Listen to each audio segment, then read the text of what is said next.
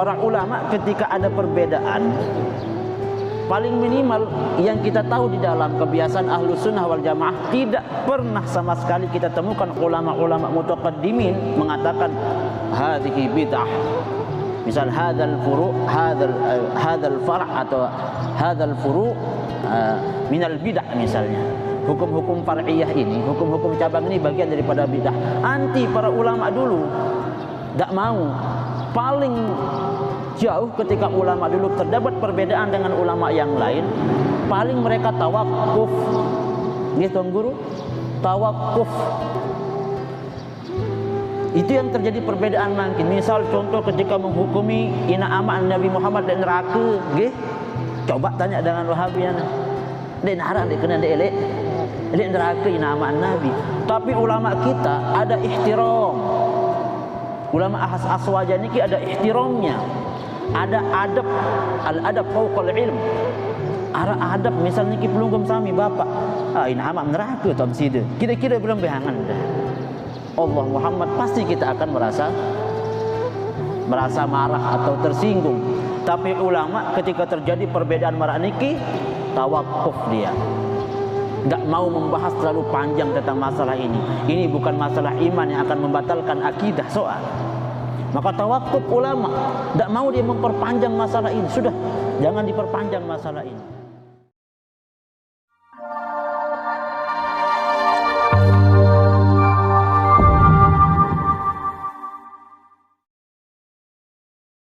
Assalamualaikum warahmatullahi wabarakatuh.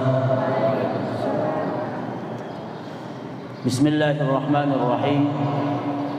Alhamdulillahi rabbil alamin. Wassalatu wassalamu ala sayyidina Muhammadin sallallahu alaihi wasallam. Amma ba'du.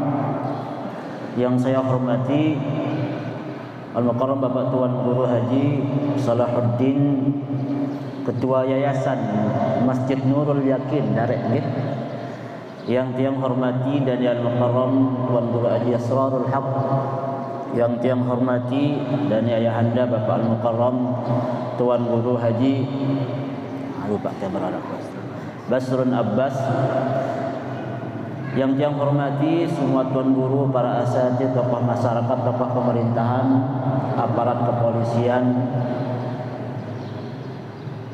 bapak-bapak dan ibu-ibu peserta kajian umum yang insyaallah dirahmati oleh Allah Subhanahu wa taala.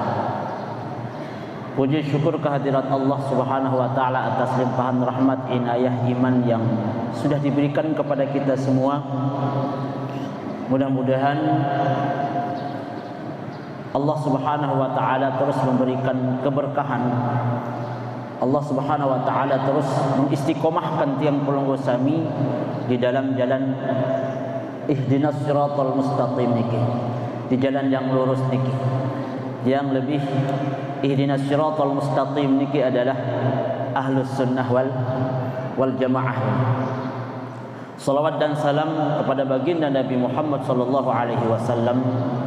Allahumma salli ala sayyidina Muhammad wa ala alihi wa ashabihi wa man tabi'ahu bi ihsanin ila yaumil qiyamah. Nggih ampura 2 hari yang lalu tiang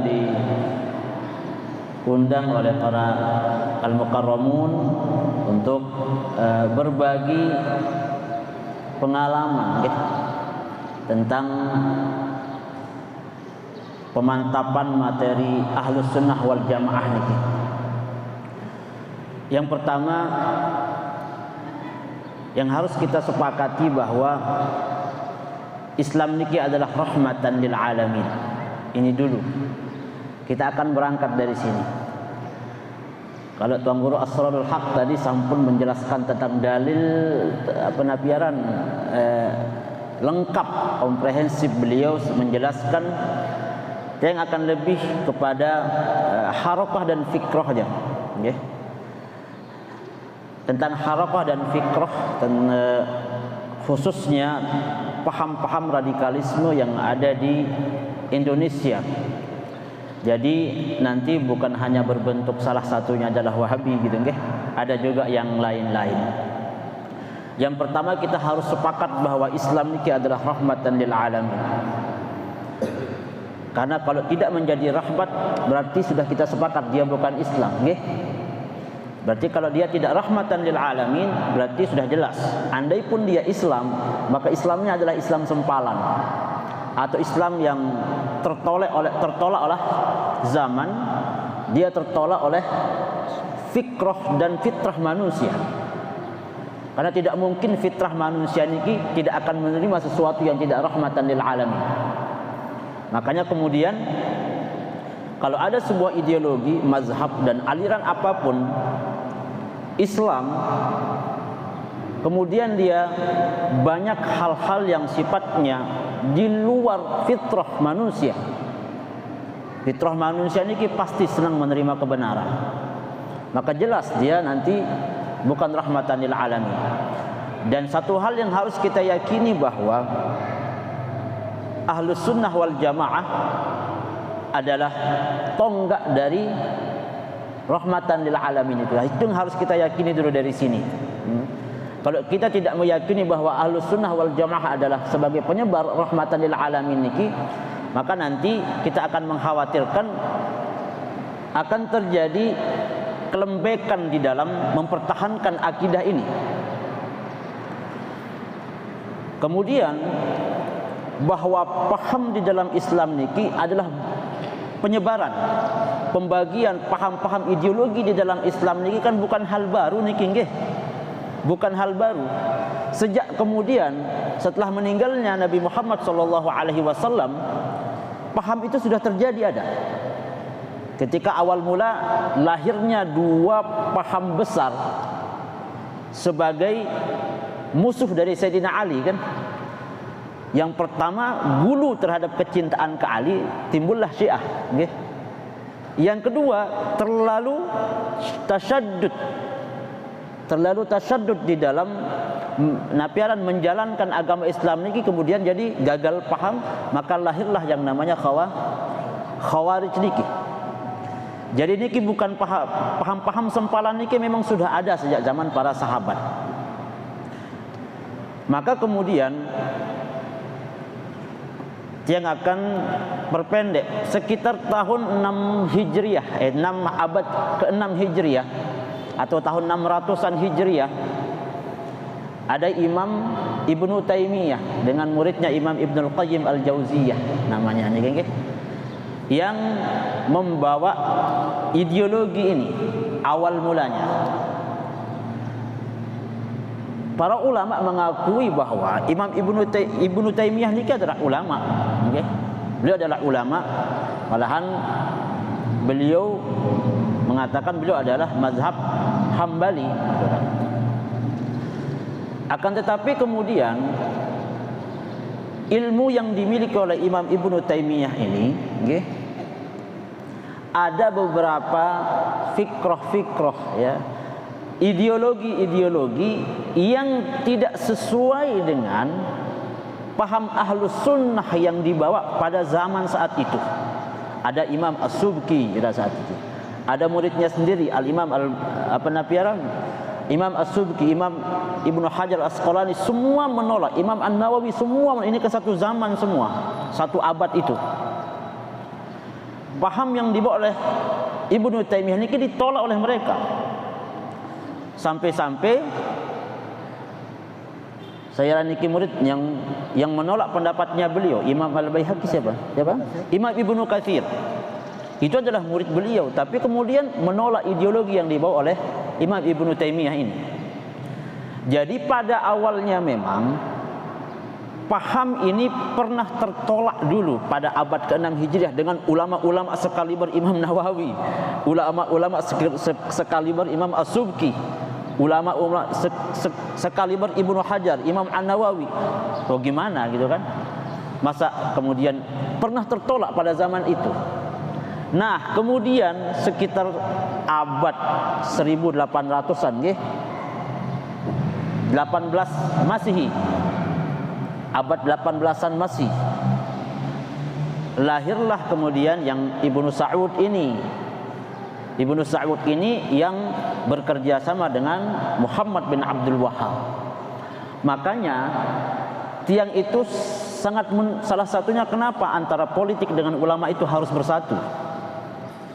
Kenapa kemudian Saudi Arabia bisa berkembang paham Wahabinya sampai hari ini, malahan mendunia dengan kekuatan finansialnya kan? Kenapa bisa sampai berkembang seperti itu?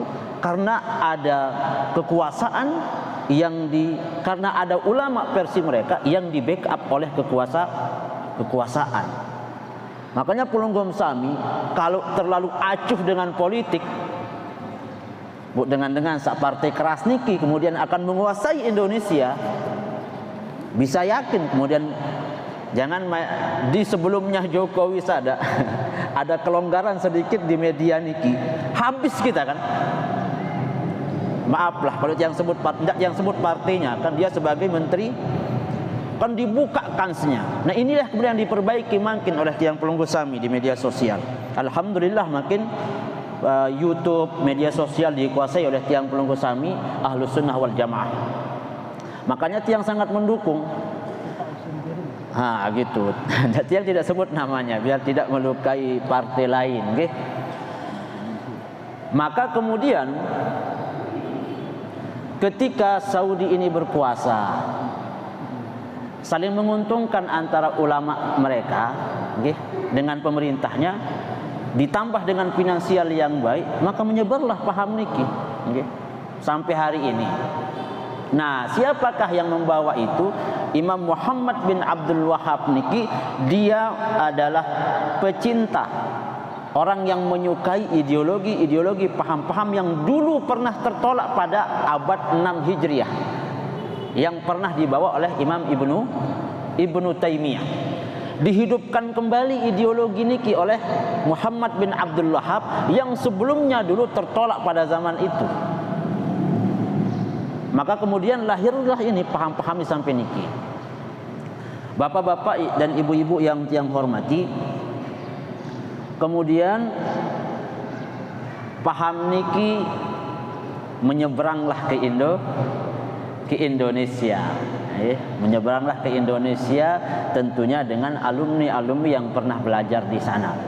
Yang salah satu alumninya, walaupun alumni mutaakhirin, bukan alumni mutaqaddimin, yang belajar di Buraidah, Unaizah. Guru tiang adalah murid langsung dari Syekh Utsaimin. Jadi kalau secara sanad, yang lebih dekat sanad keilmuan Wahabinya dibanding orang yang belajar di Indonesia. Karena tiang langsung belajar di muridnya di sana. Paham Wahabi niki, atau tidak yang sebut hanya paham Wahabi, ada Salafi, ada juga Ikhwani. Jadi ada Ikhwani juga, bukan hanya Wahabi. Mereka semua ideologi sama, tapi harakah dan fikrahnya yang berbeda. Tapi tujuannya sama nanti pada intinya. Salafi, Wahabi dengan sekte-sekte yang dia punya, kemudian Ikhwani juga dengan sekte-sekte yang punya, dari yang Ikhwani niki dari yang mau ikut zikiran sama Pulunggom Sami, sampai sekte yang paling keras di Mesir, saling bom. Ini sekte yang Ikhwani, ini dia punya. Kita di Ahlus Sunnah wal Jamaah kan sampun selesai perbedaan pandangan para ulama terhadap suatu hukum niki kan sampun selesai. Pada zaman sahabat ada perbedaan, pada zaman tabi'ut tabi'in ada perbedaan, ulama salaf, ulama khalaf, semua akan terjadi perbedaan. Ada perbedaan pendapat pada masalah-masalah furu'iyah. Para ulama ketika ada perbedaan, paling minimal yang kita tahu di dalam kebiasaan Ahlus Sunnah wal Jamaah, tidak pernah sama sekali kita temukan ulama-ulama mutaqaddimin mengatakan hadhihi bid'ah. Misal hadzal furu', hadzal far' atau hadzal furu' minal bid'ah misalnya. Hukum-hukum far'iyah ini, hukum-hukum cabang ini bagian daripada bid'ah. Anti para ulama dulu, tidak mau. Paling jauh ketika ulama dulu terdapat perbedaan dengan ulama yang lain, paling mereka tawakuf. Tuan Guru, tawakuf. Itu yang terjadi perbedaan makin. Misal contoh ketika menghukumi ina amak Nabi Muhammad dan neraka, nggih. Coba tanya dengan Wahabian. Dia narang dia kena dia elek. Elek neraka ina amak Nabi. Tapi ulama kita ada ihtiram. Ulama aswaja niki ada ihtiramnya. Ada adab, al-adab fauqal ilm. Ara adab misal niki pelunggum sami bapak. Ina amak neraka tom sida. Kira-kira belum behangan dah. Allah Muhammad pasti kita akan merasa marah atau tersinggung. Tapi ulama ketika terjadi perbedaan marah niki tawakuf dia. Enggak mau membahas terlalu panjang tentang masalah ini. Ini bukan masalah iman yang akan membatalkan akidah soal. Maka tawakuf ulama, enggak mau dia memperpanjang masalah ini. Sudah, jangan diperpanjang masalah ini. Tapi perbedaan terjadi paham-paham yang makin. Tiang belajar di Timur Tengah, okay. Yang kita pelajari di Timur Tengah itu adalah misalnya kitab hadis, okay. Kitab-kitab hadis yang dipelajari tiang waktu belajar di sana adalah kitab-kitab masyhur, kitab-kitab fenomenal yang dikarang oleh ulama-ulama Syafi'iyah. Ini Imam Ibnu Hajar Al-Asqalani menjadi rujukan sampai hari ini. Al-Imam An-Nawawi menjadi rujukan sampai hari ini di sana. Al-Imam siapa lagi yang ahli-ahli hadis. Tapi tahukah kemudian Pulunggum Sami, ketika Imam Ibnu Hajar Al-Asqalani dan mereka mengakui bahwa sampai hari ini belum ada muallif, belum ada pengarang kitab yang mampu menyamai fenomenalnya syarah Al-Imamul Bukhari, syarah yang dikarang oleh Ibnu Hajar Al-Asqalani. Yang menjadi permasalahan tiang ketika tiang belajar di sana adalah, ya lagi-lagi fitrah tiang memang sebagai manusia yang ingin keadilan seperti yang saya sebutkan. Kita belajar ilmu hadis dari ulama Syafi'iyah. Semua kita pelajari ketika di Timur Tengah. Ya bukan Timur Tengah Salatiyah tapi nggih. Bukan Salatiyah yang di Madinah. Akan tetapi kemudian karangan-karangan ulama Imam An-Nawawi, contohnya Al-Imam Ibnu Hajar Al-Asqalani, mereka mengambil sebagian dan meninggalkan sebagian yang lain. Itulah titik masalahnya. Seakan-akan kalau kita mau bahasa Lombok, oh ini pendapat dia saya kena, pendapat sana dia sesat nih. Gitulah. Loh, sekelas Imam An-Nawawi, sekelas Imam Ibnu Hajar Al-Asqalani, siapa yang berani menyesatkan Pulunggum Sami di sini? Tidak ada kan? Apa yang tidak diterima di sana pendapatnya? Pertama adalah tauhidnya tidak diterima. Sudah jelas bahwa Al-Imam An-Nawawi, Al-Imam Ibnu Hajar Al-Asqalani dia membawa Asy'ariyah Maturidiyah. Tapi tidak dipakai di sana. Walaupun hadisnya diambil gitulah. Kitabnya dipakai. Kemudian ilmu-ilmu tentang tasawufnya juga tidak diambil. Nah, kemudian yang terakhir adalah fikihnya tidak di.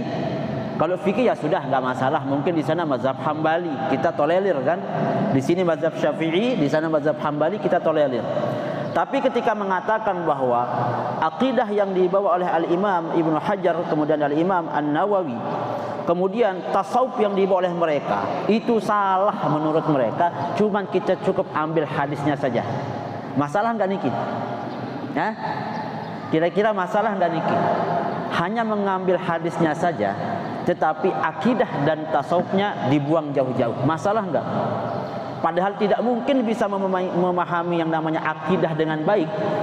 Tidak mungkin bisa memahami paham tasawuf niki dengan baik kalau ilmu hadisnya tidak baik. Itulah yang terjadi fenomenal ketika tiang belajar di sana. Maka kemudian antara Ahlus Sunnah wal Jamaah dengan paham yang dibawa oleh Muhammad bin Abdul Wahhab dengan rincian-rinciannya, ada Wahabi, ada Salafi Yamani, ada Salafi Saudi, ada Salafi Mesir, beda-beda ini ya. Ada juga Ikhwanul Muslimin. Ini paham yang lahir dari negeri Mesir. Tapi kalau Ikhwanul Muslimin di Indonesia kan masih tahu tundang rawah. Nggih. Ikhwanul Muslimin di Indonesia di Lombok masih tahu tundang maulid. Ikhwanul Muslimin di Indonesia masih tahu tundang betuka. Karena apa? Akak salah. Ada paham di Syiah itu apa namanya? Apa istilah menyembunyikan kebenaran nanti pada waktunya itu. Ada yang namanya taqiyah, tapi mereka tidak akan mengatakan itu sebagai taqiyah.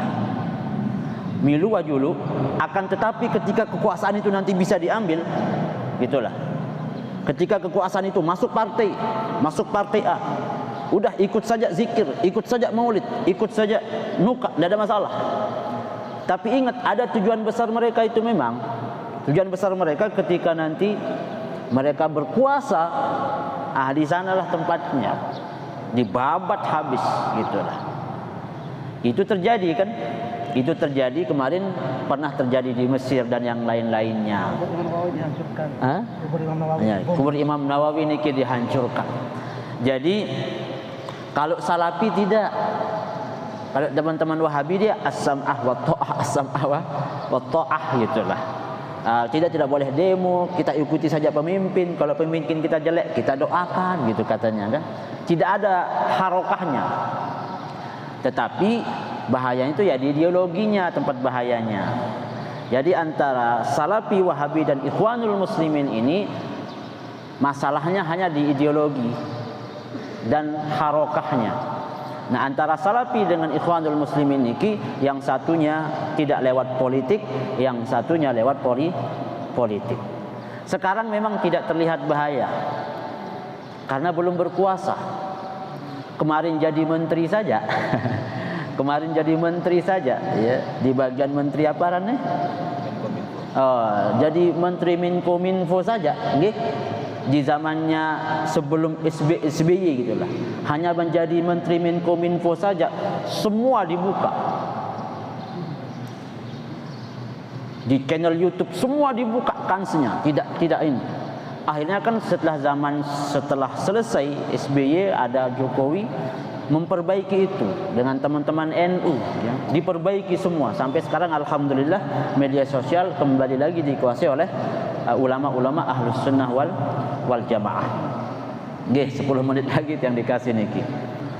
Kemudian apa tempat perbedaan prinsip antara Ahlus Sunnah wal Jamaah dengan saudara-saudara kita yang di sini? Tempat perbedaannya sebenarnya banyak sih persamaannya. Bukan tidak banyak persamaannya. Lebih banyak malahan persamaannya kita dengan teman-teman mereka, dengan beliau-beliau niki. Akan tetapi kita ada perbedaan, ada sedikit perbedaan. Tapi di perbedaan niki tahu berbeda sekedik lagu ya prinsip. Nah, itu masalah. Pertama, ketika pada poin-poin aqidah, poin-poin tauhid, ada perbedaannya. Kita akan ada aran sifat 20 ditekan nggih. Kalau mereka ada yang namanya trilogi tauhid. Ada kalau mereka trilogi tauhid. Lamun dengan Wahabi itu aja apa ditekan enggak nunin dengan ahli kubur dengan kuburiyun ini ada 20 sifat Allah Ta'ala ini kan. Padahal mereka tidak pernah belajar. Kemudian mereka membagi tauhid menjadi 3. Nah, di sini tempat ketimpangannya. Panjang kalau saya mau jelaskan ini lagi.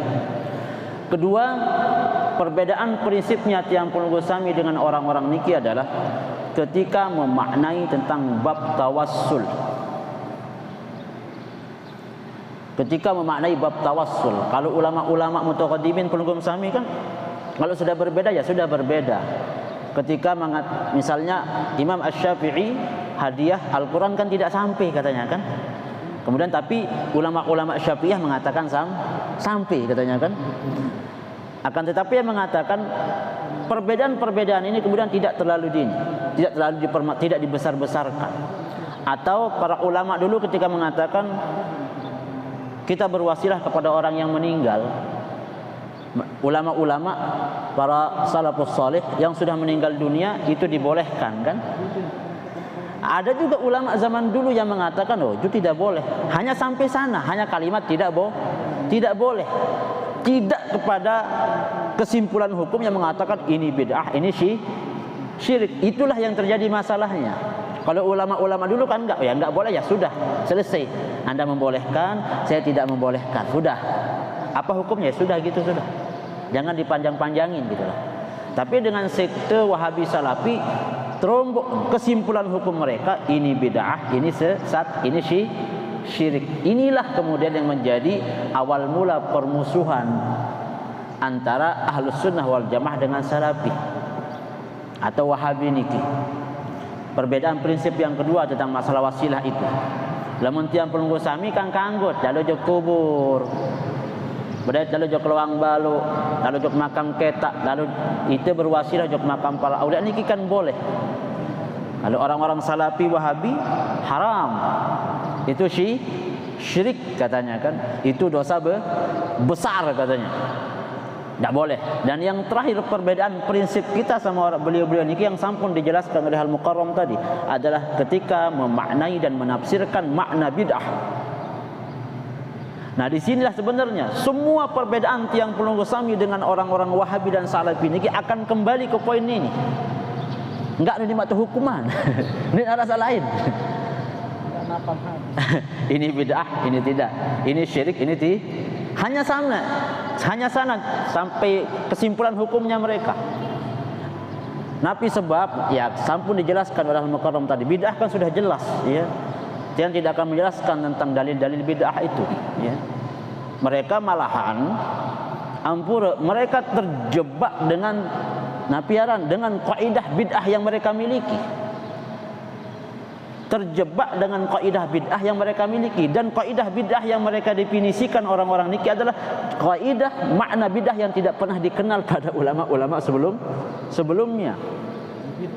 Kaidah bid'ahnya dia. Kaidah bid'ahnya adalah kaidah bid'ah pun ya bid'ah benulah. Tidak pernah dikenal di ulama-ulama sebelumnya. Contoh sederhana misalnya nggih. Waktu sebentar lagi. Contoh sederhana, tidak boleh kita napiran menentukan waktu, misal bulan Maulid.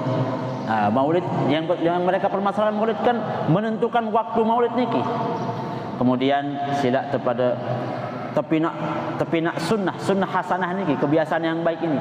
Ulama jolo Jumat sila kepada setiap jolo Jumat atau sembahyang sunnah 2 rakaat misal. Hunding kanggu. Kenapa ning kanggu? Menentukan waktu, terkena kan? Tidak ada dalilnya itu menentukan waktu itu katanya. Tidak boleh menentukan waktu. Sampun kan terjawab si beliau. Ara sahabat sauduk bahasan baru kan menjadi kebiasaan beliau. Ini kan menentukan diri. Tapi setelah dilaporkan ke Nabi Muhammad kan kanggu. Dengan Salafi Nabi ini dengan Salafi.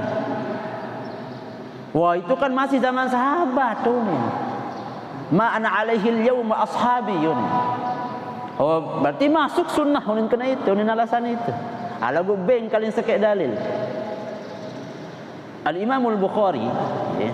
Al-Imam Al-Bukhari di dalam muqaddimah syarah Fathul Barinya, okay. Beliau Nabi katanya, bagaimana bahwa menentukan waktu yang baik kemudian diistiqomahkan ini adalah bagian daripada sunnah itu. Nabi katanya beliau, ma katabtu kitab as-sahihi hadithan illa ightasaltu qabla dhalika wa sallaitu rak'atain.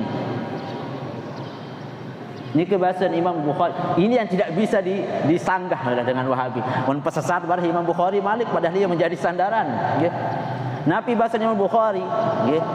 Aku ndek ke tulis sekek hadis pun di dalam kitab Sahih Al-Bukhari ini, Sahih di dalam kitab sambung ketulisannya. Sekek hadis pun ndek kayak mulai ya tulis pertama sedek ke mana mandi. Mandi ke julu, mandi bersih ke julu, wangi-wangian tak bertangkung solah julu. Sedek kemana yang mulai sakit hadis dalam kitab Sahihul Bukhari no. Setelah kemandi bahasa Imam Bukhari sembahyang kedua rakaat. Bu belangan dalil nih. Belangan dalil Imam Bukhari mandiin julu sediman tulis hadis kanca sembahyang 2 rakaat. Aneh. Belangan dalil. Apakah kemudian kita akan menghukumi Al-Imam Al-Bukhari mengajarkan bid'ah ini? Kenapa bid'ah Imam Al-Bukhari? Mun tentuan waktu di dalil langan hadis Nabi. Masalah lagi kan. Makanya kenapa dia mengatakan beliau ini terjebak di dalam dalilnya sendiri menolak. Lamun tiap bahas satu persatu tentang masalah niki. Tapi kesimpulannya sebelum tiang tutup nggih, yang pertama adalah ilmu yang paling bawah tingkatannya niki adalah ilmu paham. Kenapa saya bilang enggak paling atas? Ya karena semakin ilmu itu semakin besar maka semakin tawadhu. Ilmu paham nikah ilmu paling bawah. Seperti sifatnya air pasti akan mencari tempat yang paling bawah. Tempat yang paling bawah nikilah air yang paling banyak. Maka lamun dengan paham semakin tawadhu, semakin insyirahus sudur, silin terbuka atin menolak. Semakin at-tafahum, semakin saling memahami. Saling at-tasamuh, semakin saling toleransi pada perkara-perkara yang sifatnya masih ijtihadiyah. Pada perkara-perkara yang sifatnya nafiaran dhanniyah. Kalau hukum-hukum yang sifatnya dhanniyah kan masih memungkinkan tiang pelunggu sami untuk berbeda. Sak kedua arak dengan sak kurang paham. Nah, lamun kurang paham ya marak misal marak jamaah pengajian. Ustaz, tuan guru, napi hukum niki kurang paham tiang dijelaskan oleh tuan guru. Maka berubah posisi menjadi dengan sak paham. Arak dengan sak ketelu, arak dengan sak salah paham. Nggih. Saya dengan sak salah paham niki. Ya, salah satunya ikhwani kita ini, teman-teman kita ini. Ada 2 kemungkinan teman-teman Salafi Wahabi atau teman-teman Ikhwanul Muslimin ketika salah paham memahami sebuah dalil. Ada 2 kemungkinan. Lamun memang mau hidayah Allah Ta'ala, maka dia akan kembali kepada Ahlus Sunnah wal Jamaah setelah penjelasan si tuan guru niki. Marak tiang lah. Marak tiang yang awalnya salah. Kalau tiang makomnya salah paham dulu nggih. Jadi setelah mendapatkan pencerahan para tuan guru, banyak membaca, banyak ampura merenung gimana gitulah. Kemudian tiang mengambil kesimpulan Ahlus Sunnah saat ini wasa paling kenaan mana orang. Sak keempat paling bahaya. Nggih, sak keempat paling bahaya dengan sak gagal paham. Lamun dengan sak gagal paham berembe-rembe tamak dalilan den ini. Berembe-rembe tamak beng hujjah den ini. Berembe-rembe tamak parah den ini Bapak. Ya gagal paham. Karena apa? Ideologi itu dia sudah merasuk di dalam dirinya. Nggih. Berembe-rembe tak keloteh memang den ini berubah. Sampai-sampai an bom diri bae Bani, saya bom diri ini juga selama ini juga. Yang terjadi di Afghanistan, terjadi di Indonesia sudah jangan jauh-jauh. Yang mengatakan setelah saya meninggal dunia nanti ketemu 70 bidadari kan. Ini contoh-contoh dengan sak gagal paham. Di narak bununduk Selawi ya doan kena mana lah. Bid'ah makna bid'ah ya doan kena. Makna syirik ya doan kena. Ketika memaknai tawassul wasilah ya doan kena. Maka kemudian tugas tiang Pulunggu Sami niki khususnya searah Darek dan umumnya di Lombok dan di Indonesia secara umum adalah ajaran yang dibawa oleh Tuan Guru Pulunggu Sami, Tuan Guru Salahuddin yang ada di sini, Tuan Guru Asrarul Haq, ya. Tuan Guru Basrun Abbas, Tuan Guru Ma'arif Ma'mun Diransi dan tuan guru yang lain yang berpaham Ahlus Sunnah wal Jamaah. Itulah yang membawa kebenaran itu. Itulah yang sesungguhnya Ahlus Sunnah wal Jamaah. Kenapa seperti itu? Karena mereka lah yang mempunyai sanad keilmuan jelas yang sampai kepada Nabi Muhammad sallallahu alaihi wasallam. Dan sanad keilmuan dari guru ke guru, dari guru ke murid, sanad keilmuan mereka mun bait ilmun guru netu ompok-ompok. Mun bait ilmun salangan guru nunapiaran. muntah niki aran betulan sebongkah ndek napa ya sekedik-kedik kena ketiang mun bait ilmu keberkahan langan guru niki ndek setengah-setengah ndek sak terjadi marah Wahabi sak baru kena kedik lamun hadis lamun bait kena ke lamun tauhid tasawuf panca fikih ndek bait ngono kena jadi sampunan kemudian mengatakan bahwa ini tamatan, maaflah, mungkin tamatan Universitas Timur Tengah, okay? Mundeparan bahwa nikilah sumber kebenaran. Tuan Guru Pelunggung Sami saniki, nikilah yang sesungguhnya juga salah satu daripada orang-orang yang membawa kebenaran agama Islam niki, dan niki bisa dipertanggungjawabkan. Kenapa? Sebab karena sanad keilmuan niki jelas turun temurun, itu terus sampai kepada Rasulullah sallallahu alaihi wasallam. Nggih, ampura. Niki sampun lebih 4 menit, yang disuruh hanya 30 menit.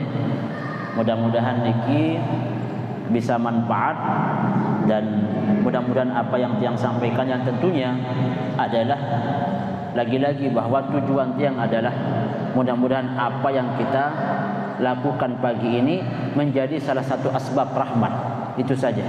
Menjadi salah satu asbab rahmatan lil alamin, menjadi salah satu asbab kemudian Allah Subhanahu wa taala dan cinta dan ridha kepada apa yang kita lakukan, perjuangkan, diskusikan dalam kajian umum pada pagi hari ini. Lebih kurangnya mohon dimaafkan.